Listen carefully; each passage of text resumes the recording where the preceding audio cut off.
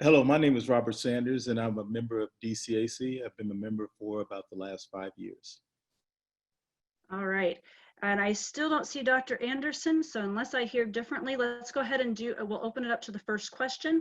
Yes. And so here we go. And this, again, it's based off of the survey, but and these are options. So no decision has been made right now. And so these are options, and we're getting feedback on the options. So TPS may delay all in-person classes for 60 days. That's approximately October, and only do remote learning during that time. So there might be exceptions made to extreme challenging family situations. So what I'm interested in here is hearing some of your feedback about your level of comfort with that approach. So a delay in in-person classes. So, and again, I'm going to be looking for the hands, or feel free to jump.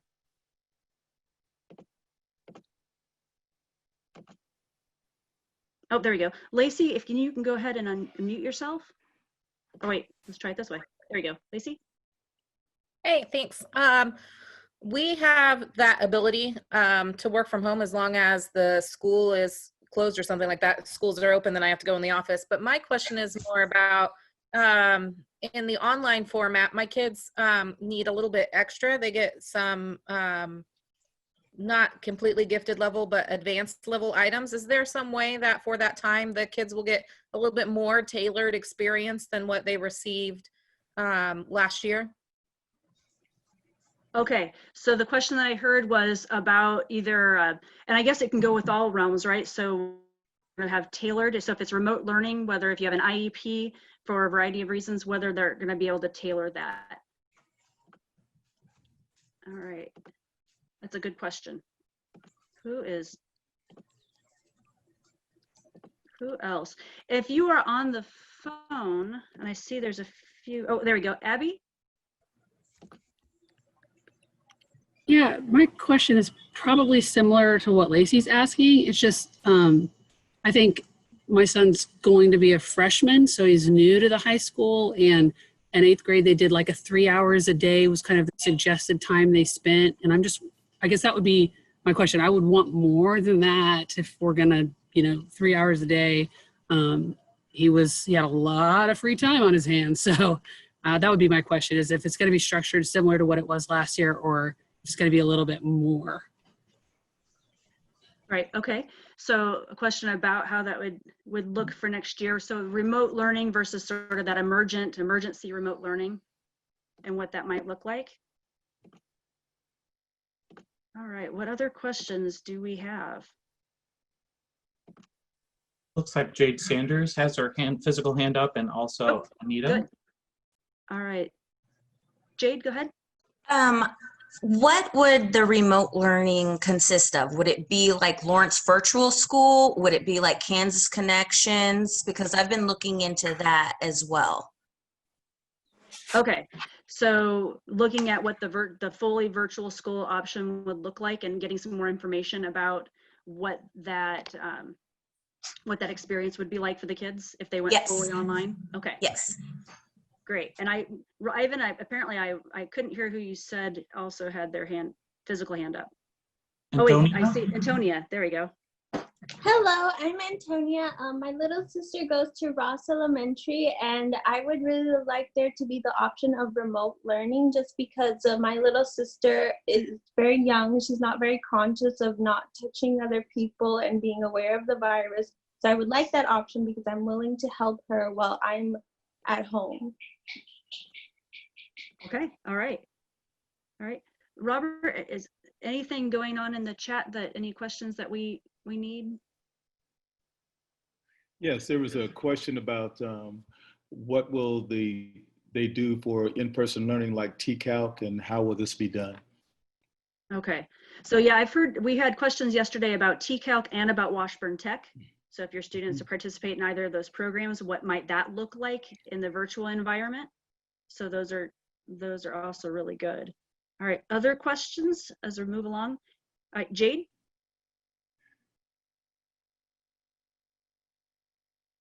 Oh, there we go, try that. Okay. Can you hear me? Yeah. I can. Okay, sorry. I have a lot of questions. Yeah. But one thing, which I know everybody does, but one thing I wanted to know as well is I have 3 kids, and I have one that's going into high school, one that's going into middle school, and then one that's going into 2nd grade. And I was also wondering, like, how would 501 juggle it for families that have multiple kids going into different levels? Okay. Do you mean if they go completely virtual, or do you just mean Virtual. virtual? Okay. Yeah. I just wanted to make sure I understood. Okay. Yeah, Good. yeah. That's good. All right. Derrick, I saw your hand, or your, and then L. Reynolds. Yeah. Oh, sorry. Go ahead, Derek. Derrick?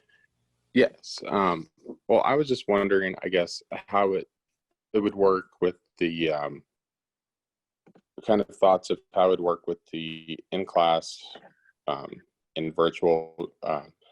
We did just get back from visiting friends in Iowa. They're also quarantining. They're living like a quarantine type style, and they kind of informed us how their school districts are actually working. And Des Moines they're kind of doing a little bit of both, but like they're actually only doing in-person school, going to school physically only 2 days a week, and then virtual class 3 days a week. Is that something that, or would it be in like physically in school? Are we looking at 5 days a week, or do we know where we're at with? Boy, Derrick, that was a fantastic transition to our question number 3. Hold. So yes, I think they're thinking about options. So L. Reynolds, do you want to make a comment, and then maybe we can transition? Sure, yeah. Mine was just a quick question, and I apologize if this has already been stated. One thing that my daughter's mother and I are trying to figure out is, in this discussion, if there is going to be sort of an all or nothing, like if the discussion is of fully online versus fully in person, or if there is going to be some kind of dual implementation. Because like in our case, learning at home and fully virtual works great, but I realize that's not everyone's circumstance. So I just wondered if there was any plan to consider in-person and optional virtual, or if it's going to be all one or the other. All right. Again, I love it, because now as we transition, it's going to make hopefully a lot more sense of what some options are. Before we jump into some of the options, though, one of the really important questions, and again, please feel free to use that chat, because I know with time, and some of you are working and you have that hour, we just want to make sure. So the question is actually about masks. So if TPS provides a mask for staff and students, or will provide a mask for staff and students to be used at school, staff and students will be required to wear masks during times when appropriate distancing is not possible. And this is just asking, how comfortable are you with this expectation for yourself or your child if implemented during the school year? So again, feel free to use the chat if you can. I'm going to be looking for hands.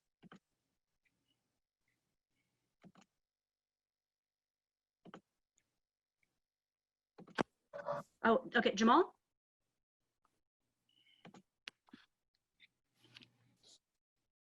Hello, can you hear me? You can. Okay, just on what you was talking about, making the kids, enforcing the kids to wear a mask.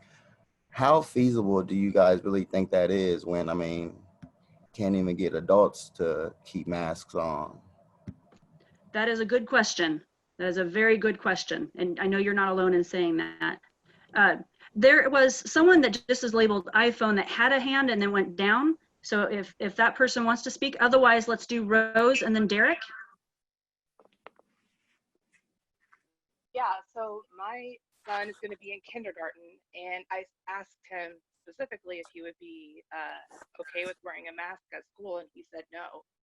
And he understands the risk, but I can't imagine a kindergarten doing that all day. Right. And someone yesterday had asked about whether different age groups would have different rules. So I know that that's been heard and voiced. So, but thank you very much for saying it here, Rose. Derrick? Yes. So I've got 3 girls. One's 5th grade, 8th grade, and freshman. And what they're wondering is so yes, they are used to the masks there, so they have no issues with wearing them, and we're very comfortable with them wearing them at school.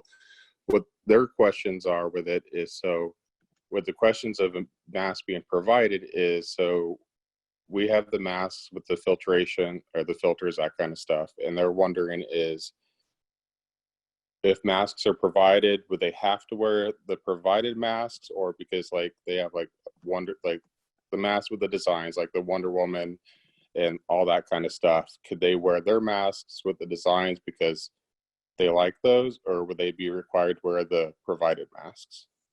All right, that's a really good question too. We had the person that was labeled iPhone also commented in the chat. If you could, you said you had a question. Let me see if I can. Yeah, I saw that too, Tracy. Okay. So I'm trying to, there you go. Can you hear me? I can.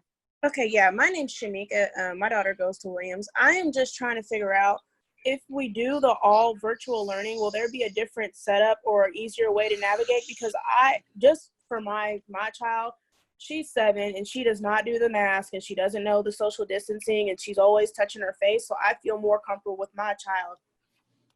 For everyone else's safety, just being at home, because I know that she's just gonna do whatever she's gonna do. Right. Mhm. Thank you very much for that. Yes. So let's transition just for the sake of time, and since a lot of you are talking about this kind of option, so we'll do this in 2 parts. The other question that they had about similar to mask were temperature checks, and whether if TPS conducted temperature checks or health screenings for students and staff who came onto campus per county guidelines, and how comfortable you would be with that. And again, feel free to throw it into the chat as well, because then we're heading into the potential plans. So there are 4 different ways that they're sort of looking at bringing students either on campus or virtually. So in scenario 1, it would be 100% on campus, so with distance requirements. So if you kind of think through that, that would be all students coming back onto campus and doing the masks. And so if in the chat you go through and say, how comfortable were you with that, that'd be good. There are 3 others though. So scenario B has 50% of students on campus with distancing and the other 50% at home on remote learning. That might be synchronous learning, or it might be doing online activities. It doesn't say what those options might be, but that would be another possible item. So 50% on campus, 50% using the virtual, and then that someone had mentioned that, so maybe it's a Tuesday, Thursday option or a Monday, Wednesday option. The third option would be students primarily in distance learning with only small groups of students on campus. Remember those that we talked about above that might have extreme family situations or extreme situations that might make it so that students would really need to be on campus.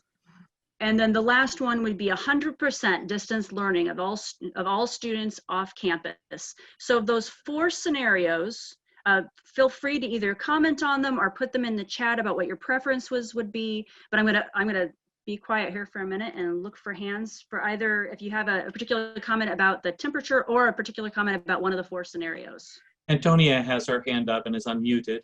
And then Celena, if she will unmute herself, we can have her next. So Antonia. I guess my concern is, are you giving too many responsibilities to the staff members and teachers of having them per se, like my little sister, she's 7, and they would have to look over if she has her mask on at all times. I don't know if that's realistic or not. Just that would be a lot for certain teachers and also other teachers who may not be that concerned. And I just feel safer if my little sister is just at home where I can take care of her and help her with learning online. Okay, all right. So then we'll go Celena and then Emily, Sasharia, and Derrick. Can you hear me? Yes. Okay, I just have this 2 questions. I have 2 sons. One will be a senior at Topeka West and one will be in 4th grade at State Street.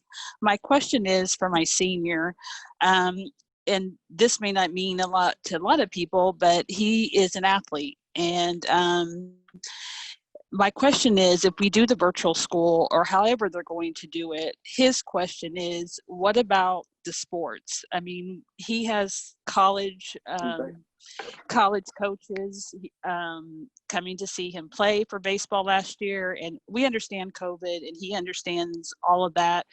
Was devastated by all these college coaches that weren't allowed to see him play this year.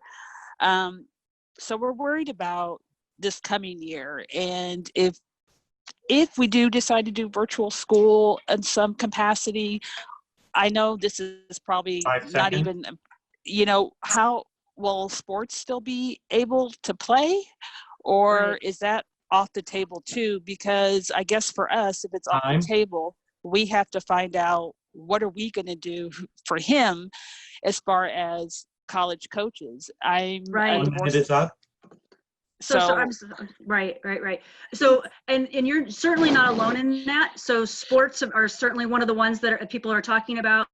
And IEPs too. And IEPs, yep.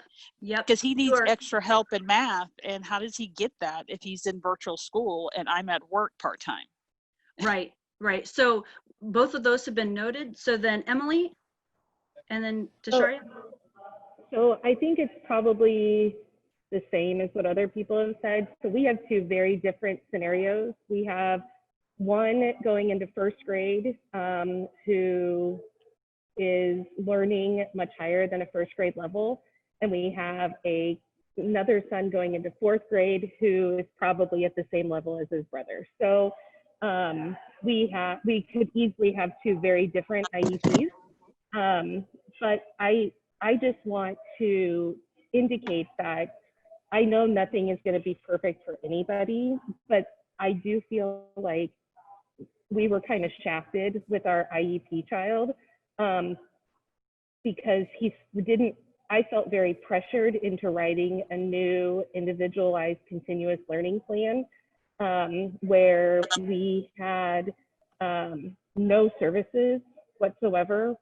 I received like a couple of emails. I just think there needs to be more of a plan put together, and I just want to see how that's going to look. Okay. So that question about IEP, I think they're great. I also saw a couple of things going on in chat regarding just being able to handle virtual school while you're trying to work. Yes. So I do see those. I wanted to make sure those get iterated. Tasharia's phone? Hello? Yes. Okay. My name is Ron Sparks. I'm a parent of a student that's wanting to attend Highland Park High School. I know we just have a minute, but I got a couple of things that we should address here. I know there's a lot of extracurricular issues that people are talking about, but the basic plan that we need to talk about or discuss is the idea of getting kids into school safely. This presents a unique opportunity, I believe, where you can actually take the walls down between the high schools and middle schools and allow all the children to go to all the schools comparably. If you do that, you're actually giving the children the opportunity to, as they say, start to participate in this new remote world that they're going to be involved in, the seniors especially, where the seniors would be able to take classes in their school, but also take classes at other schools in the Shawnee County area, which would allow them to participate in the community, meaning going out and going to school, going home, having a schedule, because that's one thing that school provides is the opportunity for you to participate in examples in life before it counts against you in a different situation. All right, thank you. So I just want to be really, go ahead. Can I remind people that once they've had their 1 minute, they can sign up for another minute by going through and raising their hand again. Absolutely, and I want to be really respectful of time. So those of you that were on trying to take the hour for work, we are right at 11. I'm happy to stick around for a little bit and answer and keep going. So we did get that late start, but I just want to make sure that we're honoring your time too. So that being said, I know there's another session as well on Wednesday night. So, or feel free to email or fill out that survey and make sure you do those comments. So Derrick, if you would go ahead.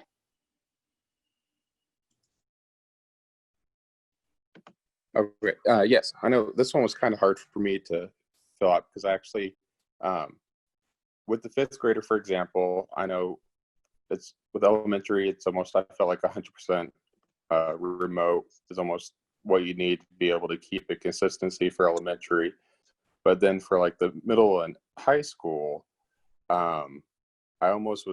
my feelings were personally that, like, for those that are doing the athletics, band, JROTC, that kind of stuff, to go ahead and have those go ahead and be on campus, and then have the others do the remote learning. So that way there is the small percentage on campus and the rest at home. So those that are on campus can do those extracurriculars and then still do the temperature checks, things like that. But it was really hard to get all that into writing in the survey. So that's what kind of my thoughts were. That way they can still do those extracurriculars. They can still do those things. And that's what my thoughts were with question 4 that wasn't able to get filled out. All right, thank you so much. Tashario's phone, did you have another comment? Well, okay. Well, I was just gonna continue to make the comment about how structured school was being structured, because you have a situation where parents are scared to put their children into a building because of other people's children or other people. So in that essence, you can't force the people to do it, but you have to force it because you have children. And the interaction that children have or grow from or educate themselves with when going to school is very, very, very precious to children. And so to give children the option to do this, and it's not really an option because to a small point, you really can't let the children decide all the time. I know that doesn't make sense to some people, but it's a learning process. Children don't know how to learn yet. They're being taught to learn. And that's one of the issues that we need to deal with. By having less children in the school, I hope that we can get a handle on cell phones in schools, because number one, a cell phone in a classroom is completely disturbed. It's disruptive to the children's learning process because they cannot learn with distractions. They don't know how to learn first. So how can you learn with a distraction? I could go on with this for some time, but I have a limit. Oh, I'm sorry, I hit the wrong button. Oh, that's okay, that's okay. Jamal?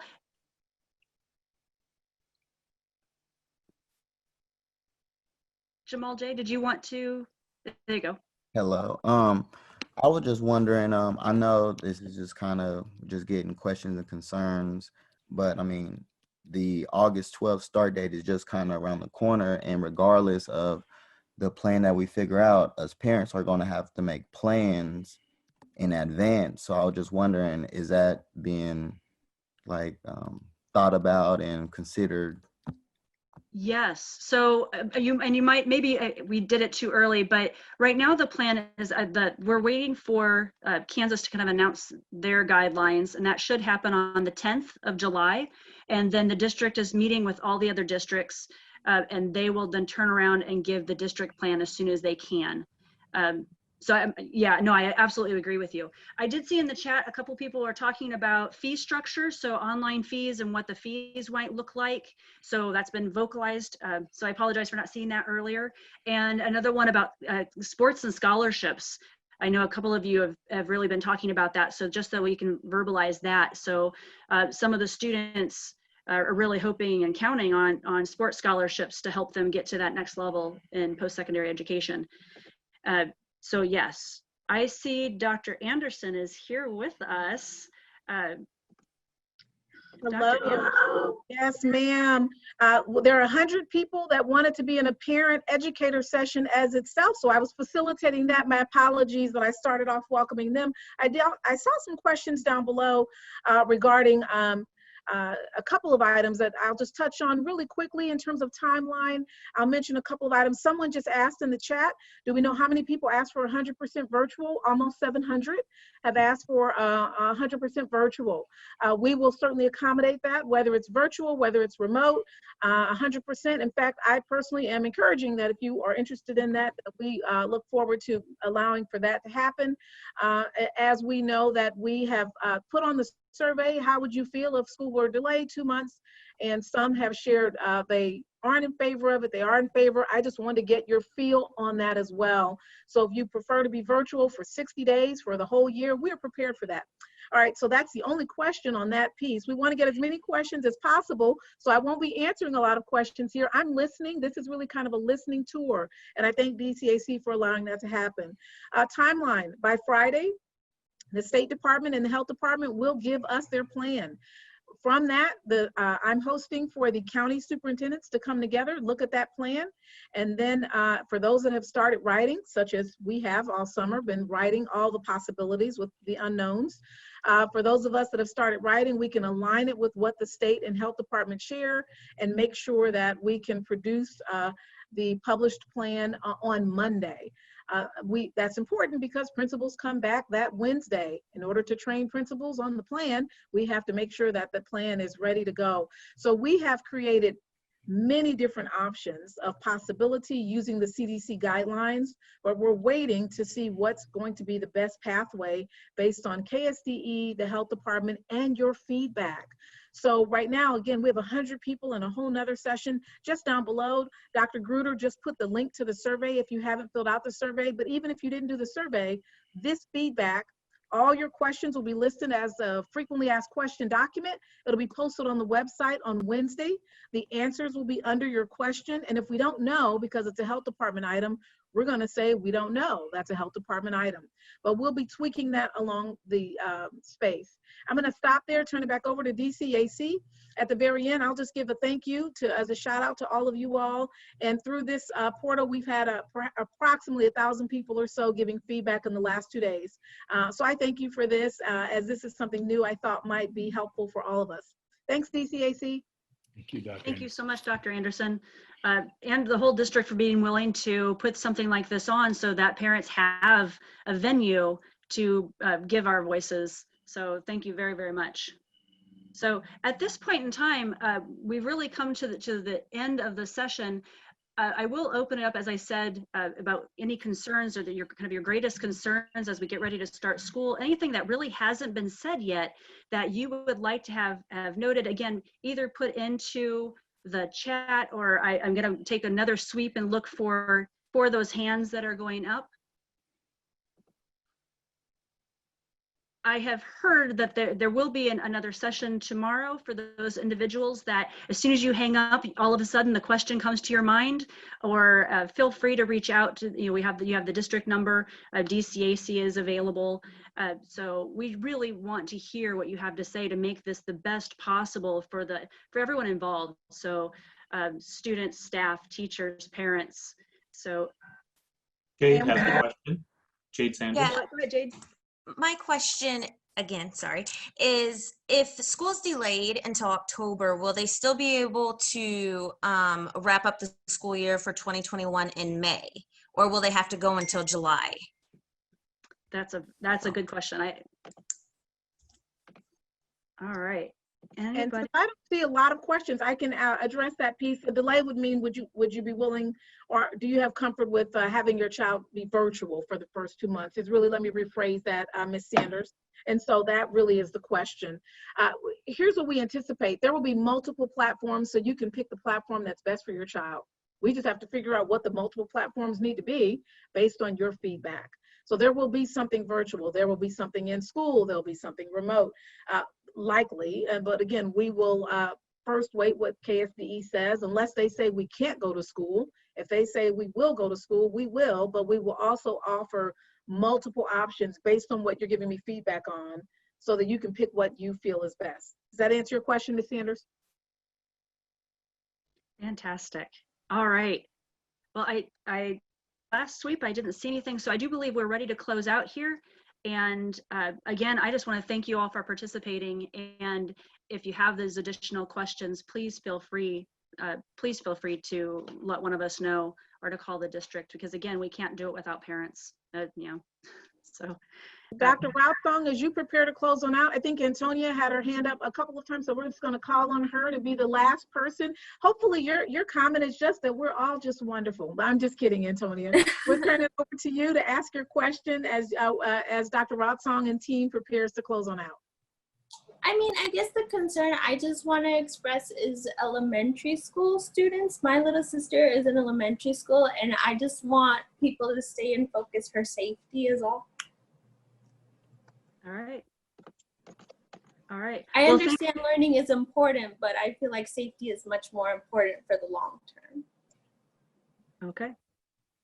All right. Well, thank you all very, very much. And again, I believe the session is tomorrow night if you have additional questions. Dr. Anderson, is that time 6:30? I believe it's at 6 o'clock tomorrow night. 6 o'clock. Okay. Yes, and if you log in early, we will tell you that today, when people logged in early, we got started as soon as people logged in for the educator session at least. So if you log in early, especially if you're an educator, and for parents, if you log in early, it gives you an opportunity to start putting stuff in the chat as one item, so DCAC has things to get started with. Again, we thank our DCAC and our families for participating, and if you have more to say, we'll see you on tomorrow night, on Wednesday night. All right. Though I did forget, and I apologize for this, I do see some board members, and we did not get a chance to introduce. Would any of the board members like to introduce themselves? Reverend Williams, I see you up there.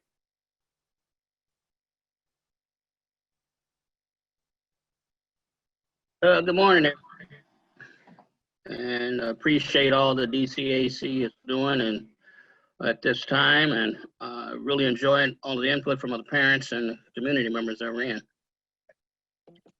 Very good. As an ex-DCAC member, I'm very proud. Fantastic. Yep. And I do see another phone, and we have some extra time. So Tesaria's phone. So Ron. Oh, you are muted. Hold on. There you go. Okay. Yeah.